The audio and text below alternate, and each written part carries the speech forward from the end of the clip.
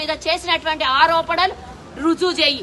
నిజంగా దమ్ములేని వెధవ నువ్వు నీ చెల్లెల ఫోన్లో ట్యాప్ చేయించి, నీ భార్య ఫోన్లో ట్యాప్ చేయించి, చుట్టాలై పక్కాలై లేడీస్వి అందరి ఫోన్లు ట్యాపింగ్ చేయించి, సెలబ్రిటీ వ్యాపారస్తులు అందరి ఫోన్లు ట్యాపింగ్ చేయించి, బ్లాక్ మెయిల్ చేసి డబ్బులు వసూలు చేసి వాళ్ళ జీవితాలని నాశనం చేసింది మీరైతే, మీరు వచ్చి ఈరోజు రేవంత్ రెడ్డి గారి మీద అంటావు. ఎడ చూసినవరా నువ్వు రేవంత్ రెడ్డిని?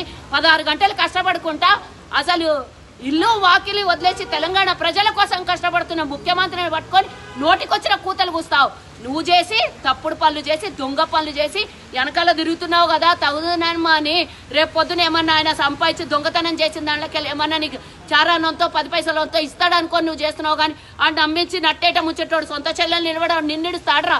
జాగ్రత్త, ఖబర్దార్ చెప్తున్నా నేను బిడ్డ. ఈ రోజు ఇక్కడ నుంచి బంజారాహిల్స్ నుంచి మాట్లాడుతున్నా. ఇంతకు ముందు కూడా నీ మీద గీనే కేసు అయిండే, గుర్తు చేసుకో.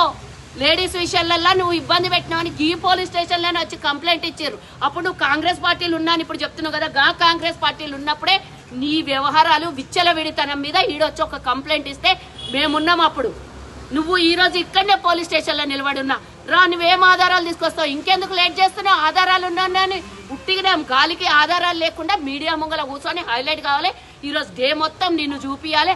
ఎందుకంటే ఢిల్లీ నడిబొడ్డున 42% రిజర్వేషన్ కోసం ఓబీసీలంతా ఏకమై దేశం మొత్తం అందరు వచ్చి ఆడ మాట్లాడుతున్నారు. అది మాట్లాడింది కనబడొద్దు రాష్ట్ర ప్రజలకి, కాంగ్రెస్ చేసిన గొప్పతనం ప్రజలకు తెలియవద్దు అని నీతో తొత్తుగాంతో ఈరోజు ప్రెస్ మీట్ పెట్టించి మాట్లాడిస్తున్నటువంటి దొంగలకు, నిన్ను అందరినీ నీ వర్గాన్నంతా దొంగల మూట అలీబాబా చాలిచ్చారు దొంగల మూటకి నేను హెచ్చరిస్తున్నా.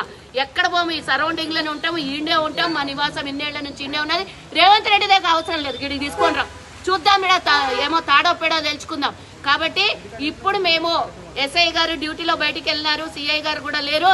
కాబట్టి మేము ఈరోజు SHOలో మేము ఇచ్చాము, కంప్లైంట్ ఇచ్చాము. ఇమీడియట్ గా వారి మీద వాళ్ళ మీద వాడు అని అంటున్నా నేను, కౌశిక్ గారి మీద.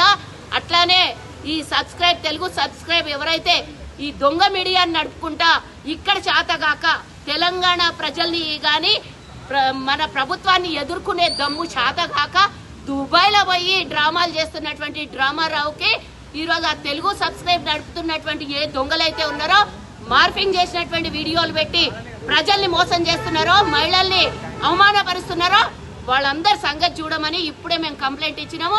ఆ దొంగగానికి హెచ్చరిస్తున్నా, ఎవడైతే నీ వెనకాలండి డ్రామా చేస్తున్నాడో ఆ డ్రామాలు పక్కకు పెట్టేసి ఇడికి రండి.